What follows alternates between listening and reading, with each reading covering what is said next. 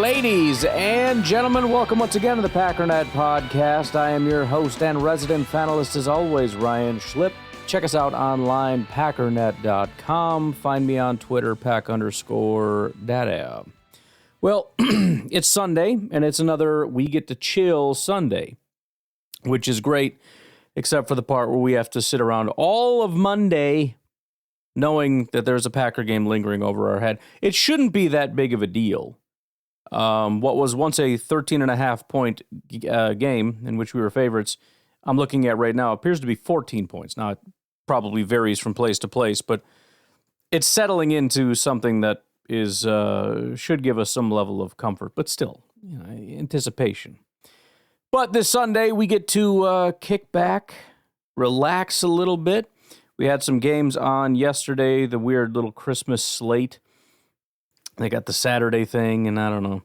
But Chargers beat Denver. Kansas City wins 27-19. Still, I guess it's a somewhat of a convincing win, but they just refuse to ever be a team that I'm scared of. Baltimore, on the other hand, was close for a little while, and then they just absolutely ripped Pittsburgh's heart out. But I want to run through the slate of games, and the first one up is Atlanta and the Giants. To be clear, the only team outside of Green Bay that matters as far as our playoff aspirations is Atlanta. Now, Atlanta is very unlikely to lose to the New York Giants, but if Atlanta loses, we're in, regardless. Doesn't matter what happens the rest of the season. But as I mentioned, we're already 99 point whatever percent that we're going to get into the playoffs. So I don't really super need to worry about that. But the Falcons are hanging on a little bit by a thread here. Buccaneers are a game ahead at 8-6. They are currently the team that is going to be in the playoffs. Obviously, this matters to us because these are the teams that we're going to be looking to go up against. So if nothing else, we're kind of playoff scouting, right? These are the teams that we need to be looking out for. Falcons are currently the number 9 seed, which isn't a thing in the playoffs, but that's where they currently rank. But if right now they're at about 25% chance to make the playoffs. If they win this game, it basically doesn't move their odds. I have to assume that's because they're at a very, very high percentage to actually win this game to begin with, so it doesn't super matter. However, if they lose, as I said, Packers are 100%. The Falcons fall to about 6%. Their season is done. So they are playing absolutely for their playoff lives. Giants should be playing for a draft spot here. They should be playing for a quarterback. Giants also just completely ravaged by injuries at the moment. And then, of course, the most interesting storyline here is the fact that Michael Penix is going to be taken over. So we'll all get a chance to see how that goes. But 8.5-point favorites are the Atlanta Falcons. Arizona Cardinals, Carolina Panthers, very, very similar type of game. You got one team fighting for the playoffs. You got another team fighting for, I don't know about a quarterback. Bryce actually seems like he's playing a little better, so they might as well hang on to him, I suppose. But playing for a solid draft spot to be able to bolster their team. The Cardinals are in a bit of a bind here. The Rams and Seahawks are both ahead of them. Seahawks 8-6, Rams 8-6. However, the Seahawks are playing the Vikings, so it's very likely that the Vikings are going to end up winning that game. That'll put the Cardinals' odds up to, about 10%. If the Jets are able to pull one off against the Rams, that puts them up to 13%, and then assuming they beat the Panthers, well, that doesn't really help their odds at all again because they're pretty much already expected to win that. The most important thing is they've got a game coming up against the Rams next week, so that's going to be the most important one. But obviously, if they do not go on to win this game, they're basically screwed. We are getting very, very much into teams absolutely fighting for their playoff lives here. And let's be completely honest, if you lose to the Panthers, you don't belong in the playoffs anyways. But again, this is of interest to Packer fans here because you're looking at a Rams, Seahawks, and Cardinals team all fighting for that one playoff spot. I shouldn't even say one playoff spot because there is the possibility with Washington, if they continue to fall off, we will get to that in a minute. Who the heck are they playing, though? Oh, Eagles. Oh, interesting. Yeah, Commanders are at risk of losing their spot here. We can look at that in a minute, but if the Eagles do beat Washington, Washington will be 9-6, as will Seattle and or the Rams if those teams end up winning. So I don't know exactly how that sorts out, but we may be seeing a new team joining us in the wild card here sooner than later, I suppose. Complicating things for Arizona, though, they're actually missing quite a few people. Trey Benson, their running back, Paris Johnson, the tackle, Mac Wilson, the linebacker, kicker Matt Prater. All of them are officially out, and then they got a bunch of questionables on top of that, including cornerback Sean Murphy-Bunting. Also, if you're into these kinds of things, the Panthers do lead the all-time series against the Cardinals with a 14-6 record, including 2-1 advantage in the playoffs. So just something to think about. Then we got what I wish was a big game, but probably won't be, Detroit and Chicago. Detroit obviously ravaged by injuries recently. David Montgomery will be out in this game. Jalen Reeves-Maybin, who looks like he's pushing his way back onto the team, will not be in this game. Also, Brian Branch is questionable for this game. He didn't practice on Wednesday, was limited Thursday and Friday. I mentioned their entire defense, like every single starter for the most part, especially any relevant ones, they're all out. Every single one of them, with the exception of the safeties, Brian Branch being one of them.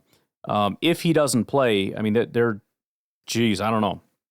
Also, offensive lineman Graham Glasgow, critical part of their offensive line, is questionable, and safety Ifedi Melifonwu. So if Brian Branch can't play, Ifedi Melifonwu also potentially will not be playing, although he was full all week, so I don't know why he wouldn't. So if the Bears ever wanted to wake up and frickin' man up and do something cool, for the first time in your frickin' miserable existence, can you just do something cool? Can you please shock the world? You never shock anybody ever. That's what sucks about you. You know that? It's like you win some games that you should win. Maybe a couple that, I mean, I'm not saying you don't win a couple underdog games, sure. But do you ever just shock the world? When was the last time the Bears were like 7-point underdogs and won the game? You bunch of miserable D-bags. What is this game right here? You are 7-point underdogs. Okay, now's your time. It's not even that big to overcome. 7-point underdogs, I know it's not great, but it ain't 15 for crying out loud. They're not completely counting you out. You're still a football team. You have your quarterback, you have your offensive line, you have all your wide receivers, you have your tight end, you have the same defense that was one of the top defenses in football to start the season and to end last year. Get your crap together and beat Detroit. Thank you very much. Bunch of miserable losers. Of course, the Bears have a million people out as well, like their entire frickin' offensive line, Ryan Bates, Tevin Jenkins, Braxton Jones, and their defensive tackle, Gervon Dexter, who's actually taken a step. Bears fans are all jumping up and down about that guy. He sucked last year, but he's finally turned around. But he's not going to play in this game, is he? 8-game losing streak. Wake up. God. I probably should have waited on this game, but I'll tell you what. Give me an opportunity to rant up until the first break about the Bears. Can I do that? Can you give me that much time? Let me just start with this because I saw this today. These freaking Bears fans, I wanted to reply so badly, but I knew it would just get into a death spiral on social media that I don't want to get stuck in. We're past the point now. Packer fans won't jump in and save them anymore because we're not in the off season with all the fantasy land where everybody's telling them what to think. But Bears fans, I wanted to so bad because I hate seeing this stuff and I want to throw it in their face. But I'm like, no, you know what? Let him be stupid. Let him say his nonsense. Let him believe he's got something special in Caleb. And let him be just miserably miserable when it turns out that that's not the case. Here is what he said. This is Jake_B30. You want to go talk to him? You go talk to him. The first 14 games for each Bears quarterback, Trubisky, 2,564 yards, 9 touchdowns, 9 interceptions, 60% completion percentage. Fields, 2,300, 9 touchdowns, 14 interceptions, 56%. Caleb, 2,900, 17 touchdowns, 5 interceptions, 62%. All right, so highest completion percentage, lowest interceptions, highest touchdowns, highest yards. It's definitely the best. Granted, unbelievably low bar. That's not my issue. My issue is he goes on to say what you want about the skill position players. I've seen more drops in 24, and the O-line is awful. Okay, now you're stupid. Now you're just being stupid. Because that whole thing about, remember, best situation a first-round pick has ever come into in the history of the universe that you all signed off on and everything up until things didn't work out. Now you want to pretend that didn't happen and you want to blame all the wide receivers and all that crap. Yeah, okay. There's a problem, though. I got a problem with that. You've seen more drops this year. How did you phrase that again? I've seen more drops in 24, and the O-line is awful. You didn't even finish the frickin' sentence. Okay, let's just go back through Fields' time. Caleb Williams' drop rate is 5.6%. It's not that high. 2023 Fields was actually 5.8%. That's higher. 2022 Fields was 6.3%. That's significantly higher. 2021 Fields, 7.6%. Shut your stupid mouth. You haven't seen drops like this before? You ignoramus? Justin Fields had higher drop rates every single year he was in Chicago. And the offensive line is terrible? Oh, frickin' boo-hoo. The same bull crap every year from Bears fans. Our offensive line is so bad. They're terrible. You know where Caleb ranks in pressures? Do you know what his rank is as far as how absolutely horrible he has it? 20th. It's the 20th worst situation. That means there's 19 other quarterbacks that are managing with worse situations, and many of them are very good quarterbacks that are actually producing at a very high level. Justin Fields, and I understand a lot of this was his fault, just like a lot of it is Caleb's fault, but since Bears fans don't want to acknowledge that, I'm not giving you that caveat. In pressures last year, 4th worst. Caleb, 20th worst. This narrative that Caleb Williams is a victim is nothing more than fan fiction. Chris Edwardson at H8 Files sent me this. I don't know where the heck this comes from, but there is a Bears rookie quarterback EPA per start, and there's 2 lines. There's Caleb Williams and Justin Fields, and it's hilarious because they track almost perfectly. They're almost identical. Then we got Irish Bears Network saying, honestly, the people hating on Caleb Williams went into the season with that opinion. Okay, here's the problem. That knife cuts both ways, buddy. People like you who are defending him went into the season defending him. Also, there's another issue with your statement. Some people have actually changed their minds. Some people. Some people have changed their mind from I think he's going to be very good to I don't think he's going to be very good. Nobody has changed their mind from I don't think he's going to be very good to I think he's going to be great. 0 people. So you're wrong. You're absolutely wrong. Most people have the same opinion. That's true. Because most people that liked Caleb, number one, will either give him time or are Bears fans who just won't ever admit the reality. And you're right that most people that went into the season hating on Caleb are still hating on Caleb because why would they have changed their stance?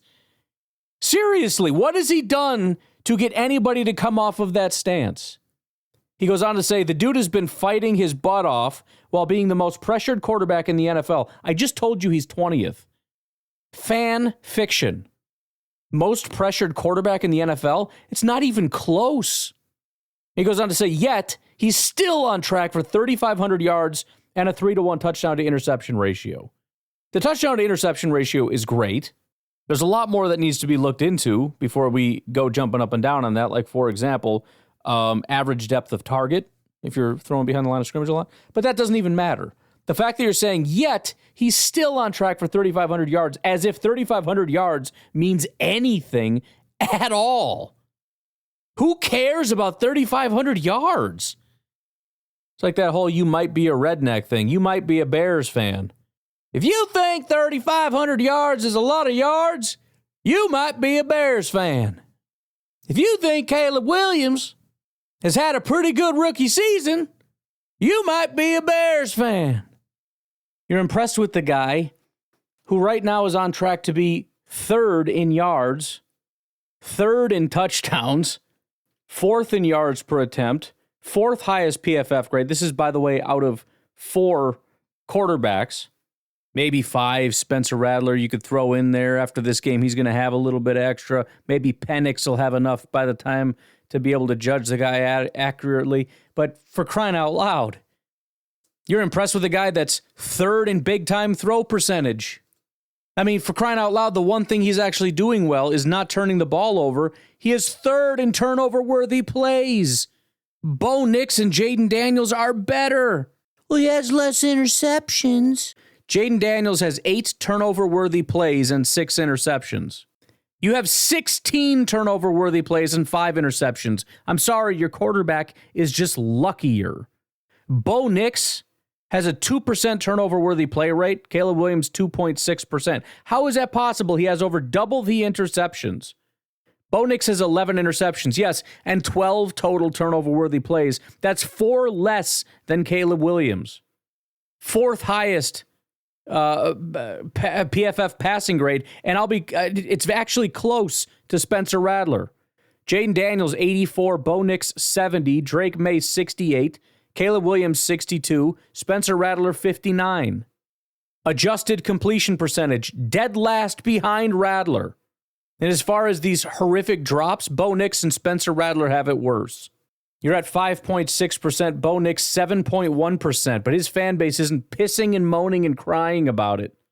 He's taking the most sacks. Yeah, because he's stupid. What percentage is he under pressure? The lowest is Bo Nix at 29%. The next lowest is Caleb Williams.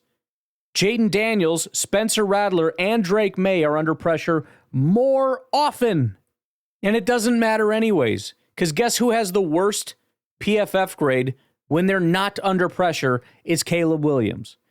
Jaden Daniels, 91 passing grade. Bo Nix, 83. Drake May, 78. Spencer Rattler, 77. Caleb Williams, 68.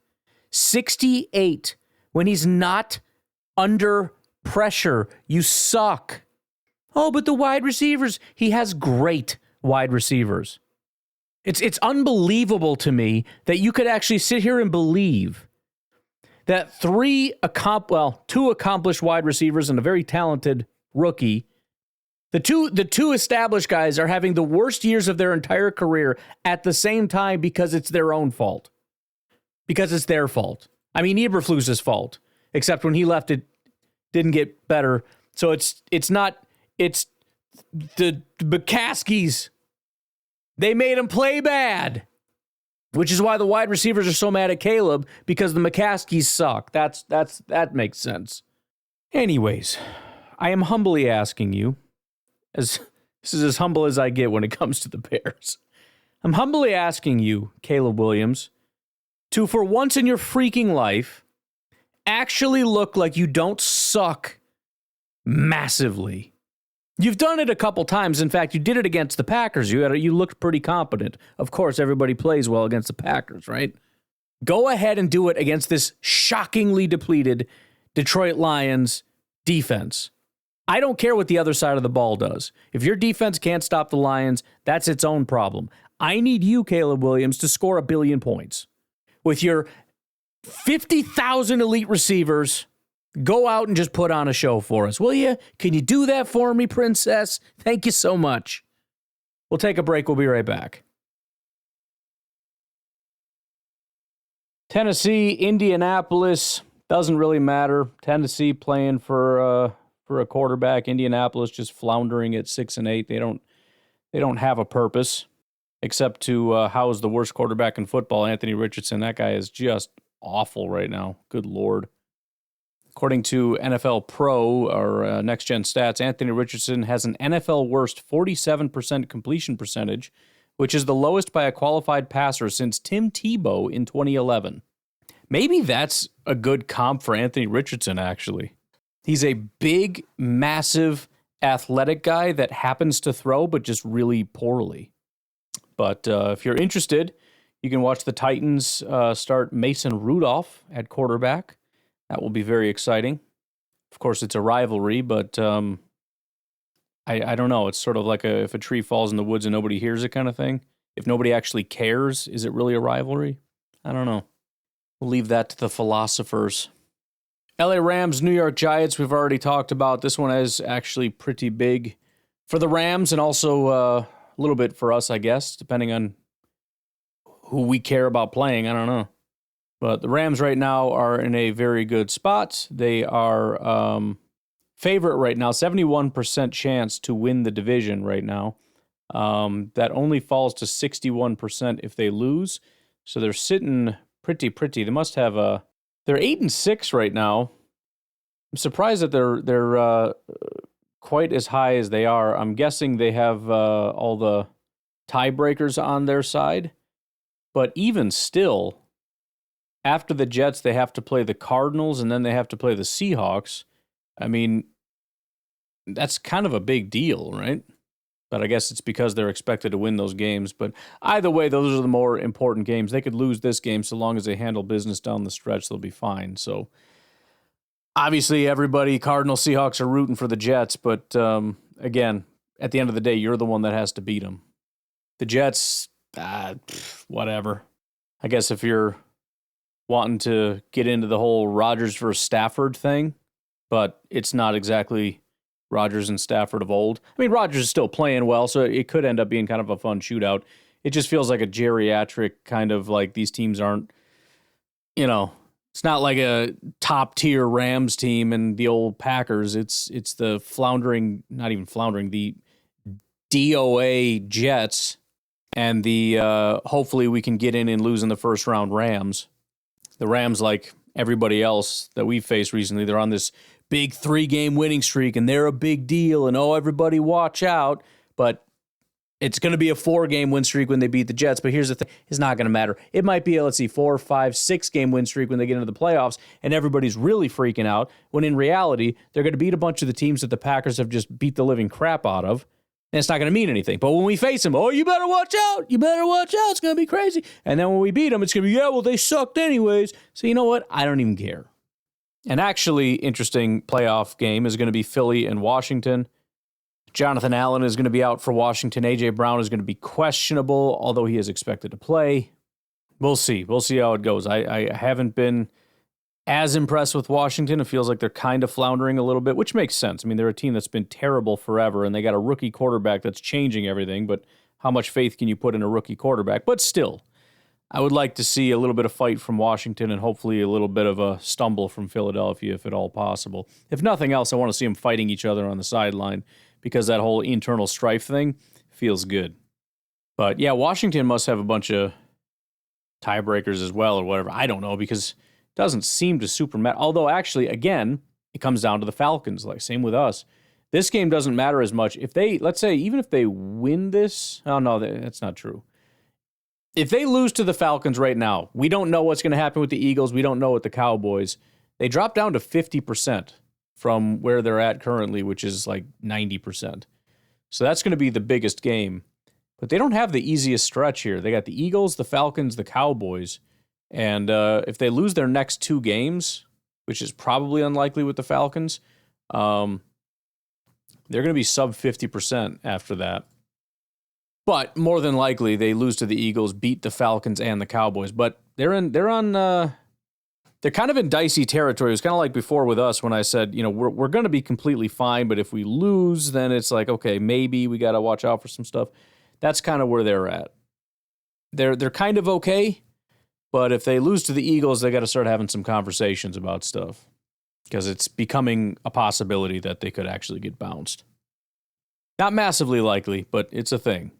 Browns, Bengals, again, there's nothing there. Bengals used to be a thing. They're down to 6-8. Cleveland is at 3-11.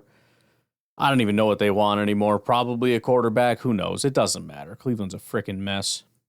It's crazy that you got Joe Burrow on one side, who might be the best quarterback in football, although nobody cares because it's the Bengals, and Myles Garrett, who might be the best defensive player in the NFL on Cleveland, but nobody cares because it's Cleveland. And they both somehow still suck. How can you have one of the best, if not the best, quarterbacks in football and be that bad? That's crazy. Then getting into the late game slate, we got Minnesota and Seattle. Obviously, we're hoping to see, it would be great to see some fight from Seattle just to kind of know, like, okay, that they're not as bad as they looked against us. They just look like that because it was against us. And it would be nice to see Minnesota stumble a little bit. It is in Seattle, so they got to do the same thing. They got to travel out there and be in foreign territory. We'll see if it's going to be filled with Vikings fans. I bet it will be because it has been like the last 3 home games or 2 home games in a row. But we'll see. Minnesota only 3-point favorites. Geno Smith is expected to play, as is Kenneth Walker, their running back, who's been out for quite a while. Remember, he wasn't there for us, as well as cornerback Trey Brown. So those 3 guys are going to be back for the game, supposedly. Vikings are going to be getting back Stephon Gilmore. Vikings on a 7-game win streak. We're kind of getting into that same territory with the Detroit Lions, where it's like they just need to get a loss. It's been too long. Seahawks obviously completely pushed up against a wall. I mean, it was an important game against the Packers. Now it's becoming beyond critical for them. Their playoff odds right now are down to 24%. It goes up to 35 if they win, down to 16 if they lose. The most important game for them is going to be beating the Rams. But if they lose here, then they're less than 50% likely no matter what happens, even if they end up beating the Rams in 2 weeks. So this is a very, very important game for Seattle. They need to come out swinging as hard as they possibly can. And obviously, for our sake, definitely hope that happens. I do like the split up, though, a little bit. The fact that we'll be able to watch, at least I probably will be able to. I don't know what you're going to have at your location, but Bears, Lions at noon. Then we got Seattle, Minnesota in the afternoon. I like when that happens. New England, Buffalo, that's a freaking joke. I don't know what's the point in even talking about that. That's one of those just we need to get out of their healthy kind of games. And New England is, we're not tanking mode where they're absolutely tanking. Jacksonville and Las Vegas. This is the Tank Bowl. Tankathon, like the website. 49ers, Miami. I desperately hope Miami Dolphins win that game. San Francisco is sitting at 6-8, as much as I should be hoping for San Francisco to win just so that they get like the 18th overall pick or something stupid and can't do anything with it. I kind of just don't care anymore, and I want them to suffer as miserably as they possibly can. 49ers right now are, I believe, officially eliminated from the playoffs. I don't think that they have any path, so they can win as many as they want, and they will not get in. So you could go that route, but again, I just want them to suffer. 49ers will be without their star left tackle Trent Williams and running back Isaac Guerendo. Nick Bosa also questionable, as is Dre Greenlaw and Robert Beal Jr. And then the Sunday night game, Tampa Bay against Dallas. There was a time where this would have been a heck of a showdown here. Baker Mayfield's playing lights out recently. However, he's lost each of his last 8 primetime starts since 2021, making him the only quarterback since 2021 to make at least 5 primetime starts and have 0 wins. Dallas Cowboys are just absolutely being teased to the max. They've been essentially eliminated like 3-4 weeks ago. They're on a 3-game win streak, and they're not officially eliminated yet. So there is some crazy, unbelievable situation where the 6-8 Dallas Cowboys could get into the playoffs. That involves everybody losing all the time, but their chances are less than 1%. But just keeping them on just to make them suffer. They'll probably beat Tampa just for the sake of, for giggles. And I hope they do, because it would be, in fact, quite funny.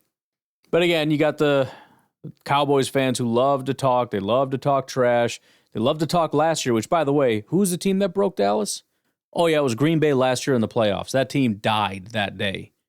They're out there talking about, we can't believe we lost to the Packers. They shouldn't even been here. Yeah, okay. Who made it back? Because it wasn't you. Tampa Bay, though, also on a win streak. They're on a 4-game win streak, which leads the NFC South, which is why they're in the position that they're in. Again, Baker's been playing absolutely lights out, so I'm assuming they're going to end up winning. But that Baker streak is a pretty serious one. Packers, New Orleans, we will save that little chat for tomorrow. So why don't we take a break? And we'll come back and we're going to do calls, because I want to make sure that we get through them all, and we still have a pretty sizable amount to get through. So we'll take a break. We'll be right back.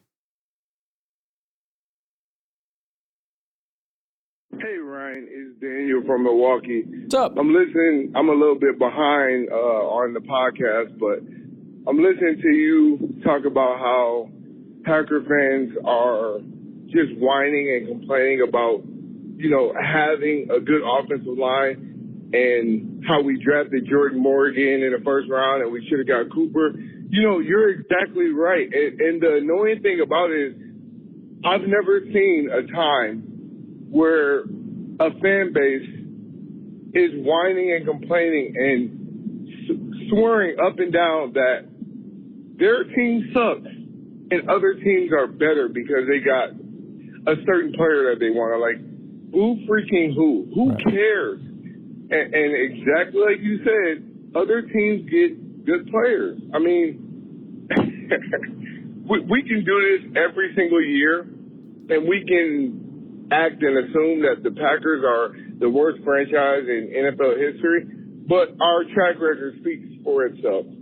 Brian Gutekunst is a great GM. Matt LaFleur is a great head coach, and if we did not have them, we would be in our poverty years. Right. So we are where we are for a reason, and it's not because we have a bad coach and a GM that can't find talent. If that's the case, explain why we are where we are. And I'm sick of that crap too. I'm sick of it, and I wish that Packer fans could just sit back and enjoy the youngest team in the NFL just dominating people and be excited for a time in which the Packers are good for another 5, 10, 15 years. So once again, go Pack, go, and we'll see what these Saints got for us. All right, man. Bye-bye. Yeah, I mean, if you guys want me to spoil your day, I will. Bucky Irving. Tampa Bay drafted Bucky Irving in the 4th round. He is the highest rushing grade and the highest overall grade of any running back. He currently has 152 attempts for 852 yards, 5.6 yards per attempt, 6 touchdowns, 2 fumbles, 4.2 yards after contact per attempt, 42 missed tackles forced. He's pretty good, man. That guy, he is pretty good.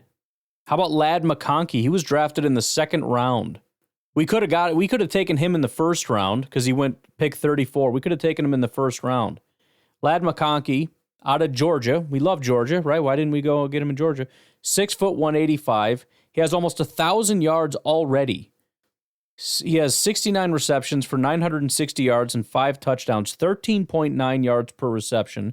He has 3 games over 100 yards already this season. He has an 80 PFF grade and an 80 receiving grade. What about my guy, Zach Frazier? I wanted Zach Frazier. I said Zach Frazier would be very good. He was 2nd round pick 51. You could have taken him in the 1st round. You could have traded up in the 2nd round. I don't know. Maybe we had a pick. I don't know. Doesn't matter. Could have got him. Guess where he plays? He plays center.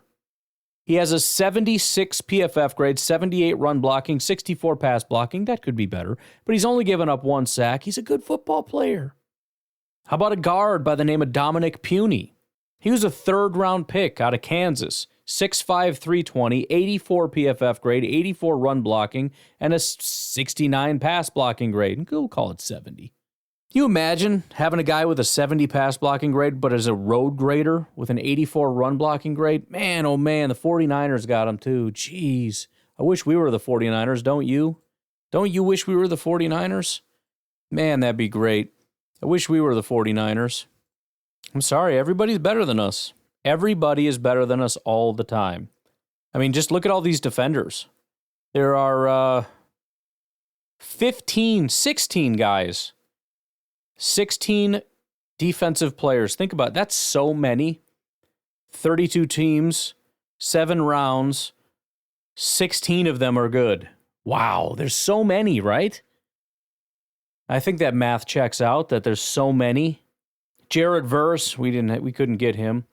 Andrew Phillips, Cooper DeJean, of course, that's why we suck. Tarheeb Still, Edgerrin Cooper, well, we don't need to read that one. Tavondre Sweat, Peyton Wilson, Quinion Mitchell, we couldn't have got anyways. Leitu, we couldn't have got him. Tyke Smith, Dadrian Taylor Demerson, Evan Williams. Well, we won't read that one. Renardo Green, Del Pettis, Chop Robinson. I don't think we could have gotten him. Mike Sandra still. I mean, granted, we couldn't have gotten about maybe 5 of these 16 guys. And yes, 2 of them are Packers. But I mean, there are a solid 6 or 7 defensive players that we could have got and didn't. 32 teams, 7 rounds. And we only ended up with, 2 out of 16? Unbelievable. Unfreaking believable how much I hate this team. Now, yes, maybe the Packers and Philadelphia are the only 2 teams that ended up with more than one defensive player that are actually playing well. That's possible, but does it matter? No, not to me. Because we could have had Cooper DeJean, and that's all I care about, because I'm like a robot. Cooper DeJean, Cooper DeJean, Cooper DeJean. I can't stop talking about him. We'll just leave aside the fact that 16 good players on defense means, at least as a starting point, 16 teams got 0. Add in the fact that Philadelphia and Green Bay have 2. That brings the number to 18 teams with 0 good defensive players. Okay? Packers have 2. But Cooper DeJean. Jeez, people. Hi, Ryan. It's Randy from Minnesota. Hey, man. After listening to you, I am so thankful that I don't have to be on social media. I know you do to get material for the show and everything. Excuse me. But I don't have to engage, so shame on me anyways. No, I'm glad I stay off of it. It's ridiculous what the things you're bringing up that Packer fans are saying. One thing I find interesting, I would like to know the age of these Packer fans. And I don't want to be the old man who says, get off my lawn type of guy, but some people my age remember the Packers being terrible. I mean, 3-4 win seasons, and you're just happy that they got 3 or 4 wins. Occasionally they would beat the Bears. And, yeah, we got no reason to downplay this team or to think that they're not a good team. We are so fortunate, so lucky to be in the situation we're in. And I wish people would just take time, like you said, to appreciate it. There's a lot of hard work that went in on putting this team together. And I just think everyone needs to step back and think we could be in a lot worse situation. We could be some of these other fans, but we're not. Let's appreciate it and stop looking for every little thing that's wrong. There's more good than bad, and appreciate it. Anyway, I'm done preaching, and I apologize, but gosh, it's terrible. The Packer fans cannot accept the fact that this is a good team. Anyway, go Pack, go. Goodbye. And I mean, you're exactly right, but we don't even have to go to like the Jets. Well, we could be the Jets. Yeah, we could also be the Dallas Cowboys. Look at Dallas right now. They've had historically good teams. I mean, they've had a very troubled past the last few years, but I mean, they have high expectations, and they're 6-8. Why? Yeah, Dak got hurt, but they sucked before that. What about the 49ers? Could be 49ers fans. This dominant team, we beat everybody. Everyone's talking good about it. Oh, man, we're going to do it. Where are we now? What about the Bengals? Been going to the playoffs every year. Everything's great. Could be Bengals fans. Their entire season. These are playoff teams with one thing or another that is absolutely in their favor, that at one point earlier this year, everybody thought was a playoff team, that look where they're at. You could be Arizona Cardinals fans. Man, we got talent. We got all this stuff. We're borderline playoff team. You're 7-7. You could be the Falcons at 7-7. You could be a Colts fan at 6-8, or a Rams fan at 8-6. Man, we're on a 3-4 game win streak, whatever it is. Like, we got this old quarterback who's on the way out and he's all beat up and battered, but, maybe we can limp into the playoffs and get lucky again and win a Super Bowl. And, I don't know. Could be a Washington fan at 9-5 going into a buzzsaw against Philadelphia. An 8-6 Seattle Seahawks fan. How about a 6-8 Miami Dolphins fan? That was a short-lived experiment, wasn't it? Oh, man, we got the most exciting show, greatest show on turf, man. We got everything going for us. We got all these fast players. It's so exciting. We got this innovative young head coach that's coming up with all this. Now we're 6-8 and we suck. Tampa Bay at 8-6. New Orleans Saints, they've been for as long as, through the 2000s with Drew Brees, had this great team. Even recently, they were kind of hanging in there for a while. Now they're 5-9 with no real hope. Chargers fans who are, we're good. We're a playoff team. Not as good as the Packers, though. Denver, you're a good team. Not as good as the Packers. Houston, thought there was something last year. Seemed to be crashing and burning at the moment. Yeah, they got C.J. Stroud. They got these great receivers. They got all this stuff going for them. But they're not the Packers. What about Pittsburgh? Could be a Pittsburgh fan. Long storied history with all the success. You're a playoff team. They're sitting at 10-5. You just lost to the Baltimore Ravens in convincing fashion with Russell Wilson looking like garbage as your quarterback, but you're 10-5 and you're the Steelers. I mean, you would be grateful to be a Packer fan in every single situation with the exception of like 3. And we choose to focus on the 3 and piss and moan. It's freaking pathetic. Ryan, Kyle from Madison, what's up? I hope you're just continuing to enjoy this amazing week. What's up?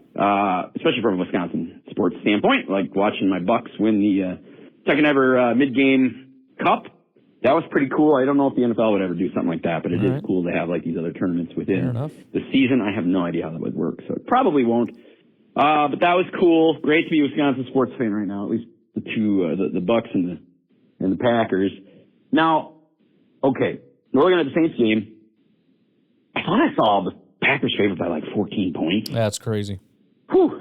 I mean, I don't sports bet like that because I can't in Wisconsin, but I wouldn't touch that. That may very well be. We may win by more than I'm tempted to bet on the Saints just because it's such a crazy number. It would be, I mean, as a general rule, I like to bet under that anyways because it's just such a hard thing for anybody to do. But also it's a heck of a hedge because, I mean, it's easy money to hit if you hit. And then if you don't, we smoked the Saints by over 4. And I don't care how bad the team is. That's fun, no matter what. You win by over 14 points, that's a good day. So that's a fun little hedge right there. You start getting over double digit. I don't know. I don't like it. I like when we're like either favored or we're underdogs by like 1.5 either way, and then we win by like 20. That's my favorite thing. I don't like it when we're huge favorites. I just don't. But I get it. I do get it. And I think, I don't know, we need to make sure we understand, though, that the Saints gave the Commanders everything and more. Very easily could have won that game. That is 100% true, and the Packers cannot sleep on this team. Sure. That said, them playing in the Superdome, the site of our eventual championship this year, and playing in Lambeau at night when it snows, there's going to be different worlds for our South Carolina friend, Spencer Rattler. Yep. In my mind, Ryan, what you got to do here, you can't expect to have your starters out by the fourth quarter. I don't know that it may be that kind of game, but you can't even have that type of a thought in your head. You're going to lose a game like this. You can't lose it. Get the ball, march down the freaking field, see if you can get up by a couple scores, and then as that snow, I'm reading the forecast, looks like late evening snow. So I'm just thinking, if you're going to write this thing from a script writing standpoint, let's do it like we did in Seattle. Get up by 10, 14 points, and then let that snow just come down. Let that snow come down, and then just start burying them. And I'd like to see our backup running backs get some work here. I tell you what, I mean, this goes without saying, but for those that maybe don't know, not only is it getting frigid in Wisconsin right now, it's like 3 degrees, it gets very cold at nighttime. It's one thing to have the sun up, it's maybe a light breeze, 4 or 5 miles an hour, and it's like 25 degrees. That's very manageable. And if you're outside playing, you might as well be in T-shirts. If you're running around, you can handle that. If you're in Wisconsin, you're kind of acclimated to 0-degree weather, 25 and sunny, and you're running, that's fine. But you're talking 0-ish with some breeze going. Actually, I might be wrong. I'm just checking the forecast because you said that. I don't even know if it's going to, it says snow, but it says 40 degrees. So we're going to get a heat wave. That sucks. Sorry, that's going to be rain if it's 40 degrees. I don't know. We'll see. I double check that. Yeah, high of 33, low of 28 makes more sense for snow. Still not freezing. But if you're from New Orleans, that's freaking freezing. Anyways, sorry, continue. Sure, give the ball to Jacobs, but it's possible. If we can get Brooks going, and if we can get Wilson going, and just take a little bit of mileage off of Jacobs, I am happy about that. This is going to be a very fascinating weekend. I'm so excited for this next, hopefully, like 2 months of football, hopefully, or more, right? We're starting the journey here, and we have got more than a puncher's chance, man. We're probably 15%, 20%, maybe something like that. I don't know what the odds are, but that we could win a championship, but it is in play. So hopefully the Packers don't do the thing where they have a letdown game. They're looking dialed in. So go Pack goes, beat Saints. Yeah, and I'm hoping a letdown game would just mean they won, but it was kind of close and it was disappointing. You know, that would be like we found a way to win. I'm genuinely hoping a letdown game doesn't mean losing to the Saints, but yeah, we'll see how it goes. But yeah, I mean they do have to. Again, I mean, and they've been doing it. You got to do what I've been saying, which is just prove it. Just prove it. Show that you're that dude, and they have been. So you're a team that is like a notch above Seattle. Prove it. They absolutely did. Okay. Next test. You are a team that will bury the Saints. Your move. Ryan, how you doing? This is Nico in Idaho. What's up? And boy, I tell you, you blink and you miss some news. So I don't watch a lot of news. You're like my football news guy. I'll watch some stuff on some social medias. No Facebook, because I don't do the Twitter. I'll do like Instagram and TikTok.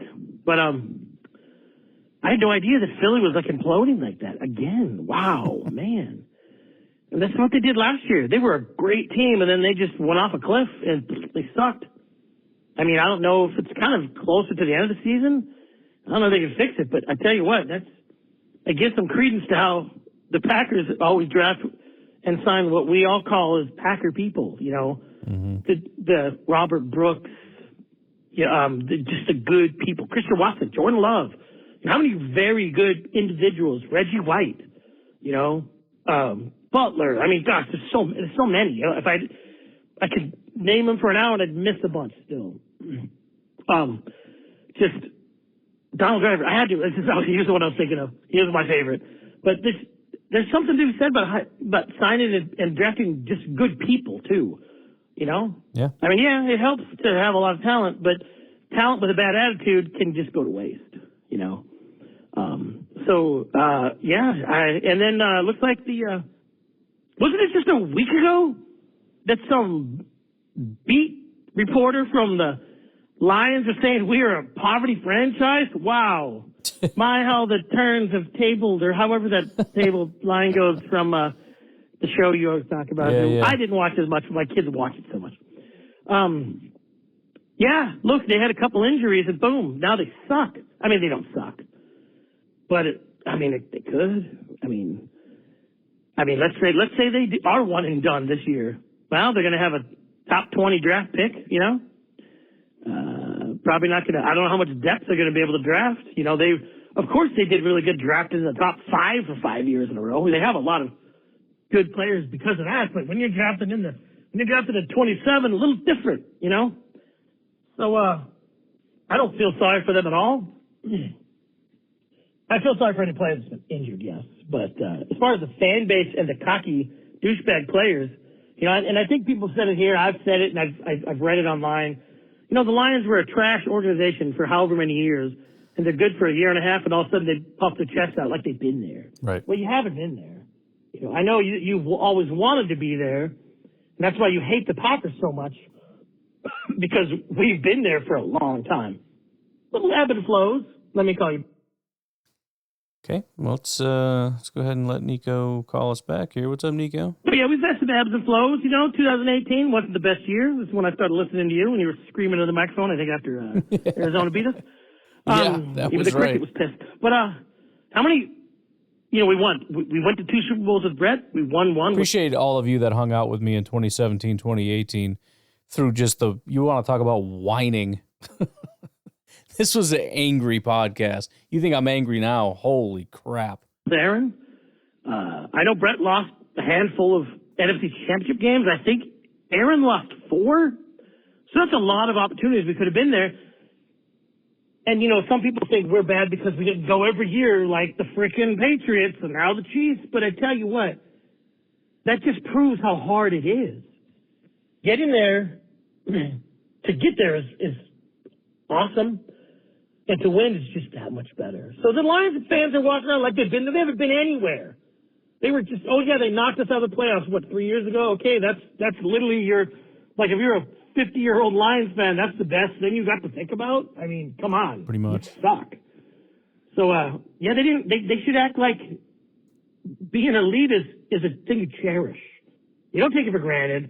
Just like their dumb coach said, maybe they forgot where they came from in a year and a half. Wow. I mean, I know success can go to your head, and that's part of a coach's job to, I think that's why Belichick did so good. He would kind of beat him down. I think it's kind of like you get high off of success, and it's like, how, let's just say somebody is an avid drug user and then somebody is not necessarily a regular user and they come in, it hits them a little harder, So Lions fans are getting a little high off of this, and it's a hell of a rush. It's hitting them pretty hard. And I don't think that's a bad strategy. The last thing you want is people walking around, your players like, man, we undefeatable. No. Any team, any Sunday, we've all seen it. We've seen absolute crap teams come up and beat very good teams. And then attitude kicks in, and attitude affects ability. No, it doesn't affect ability. It affects ability. It affects your attitude. You're trying. So I'm going to tell you what, that just makes me be a Packer fan or be proud of being a Packer fan for so long. Because we've been at the top shelf forever. We've been prime grade A beef for a long time. We've had a couple chunks of senior in there, but you know what? How many times has Gutekunst rebuilt this team just in 6 years? Twice. And we could have had one, LaFleur's first 3 years. I think we should have, but we didn't. But that makes it that much more special. So if we get one this year, oh yeah, look how young we are. And you know what? You made me. You used to hate the draft because no one I liked in the draft would ever get picked. They'd always draft people I have no idea where they're from Northwest agriculture, whatever. One of my favorite drafts was Eddie Lacy, just because he was one dude I liked. And I'm like, we'll never get Eddie Lacy, but we got him. Then he ate hamburgers, whatever. But hang on. It happens. All right. Last call here from Nico. Go. But Ryan, you planted a seed in my head in 2018, and you just keep freaking watering it. Because now, thought popped into my head when you were talking today about how good and young we are. I was like, man, I wonder what the awesome player Gutekunst is going to draft next year. Because it just goes to my head now. Hey, we didn't have Cooper last year. Look what just one freaking elite linebacker. And I know it's a little early. He might stink, but I don't think he will. I don't think he's going to be like Devin White, where he gets easily figured out and just is over pursue boy, and people figure out how to control him. This guy is a freak. Like I say, look at his Alabama highlights his senior year or junior year or whatever his last year played. He wrecked the entire team of Alabama. But so I'm thinking, who are we going to get next year? I don't know if the Packers, in my memory, and that's bad, have been this good this young. Yeah. And we were the youngest team last year. I guess we're the youngest team this year. Yep. And man, I tell you what if now I'm just assuming what's his face is Jordan Morgan's going to come out and be elite. What if he becomes elite next year? Oh my gosh. I'm okay with what we got on the left. I love Zach Tom. I'll draft him on name only. I mean, yeah, what if Jordan Morgan is very good next year, along with whatever next year's draft class is going to be, which potentially could be an offensive lineman like a center. You go get a solid center, and Jordan Morgan's a really. Since we're just having fun here, why not? That's just even like the Creed Humphreys deal. Yeah, we could have drafted him. Josh Myers, he sounds like a guy who's like your English teacher's nerdy son who lives in his basement, and plays Minecraft. Creed Humphreys, that guy. That sounds like a guy you hire at some seedy bar because your daughter who works for Doctors Across Borders and she got abducted by some Sri Lankan pirates, and you hire a guy named Creed Humphreys to go rescue her, right? That's right. Creed Humphreys. That's Definitely. the name alone. So, but anyways, I don't know why I'm rabbit trail, but I mean, who knows what we're going to get next year? And yeah, we have some receivers we got to sign. You know what? I ain't worried about it. I can't remember other than the two that we always mention, Hayward and what's his face, Micah Hyde. I don't remember we've had a really good player that we just couldn't keep. I know some have left, but we wanted them. We tend to keep them. So I tell you what, it's a good time to be a Packer fan, and I love the fact that, like my buddy who's a Bears fan, I've mentioned it before. He literally just says you guys have a supreme organization. Like he's a smart Bears fan. Mm-hmm. He gets it. But it's a great time to be a Packer fan because our future looks good, bro. It literally is so bright, I have to put shades on. It's a song. Some of you guys know that. So yeah, I'm just happy to be a Packer fan. Hopefully if we win this year, cool. If not, I mean, our future looks good for the next 5-6 years, So go Pack go, and peace out. Peace and humptiness. You know what I'm saying? Inspiring words, man. I appreciate that. And I think we're just going to let you have the final word. I'm going to sail on out of here. You guys have a good rest of your night. I will talk to you. Have a good one. Bye-bye.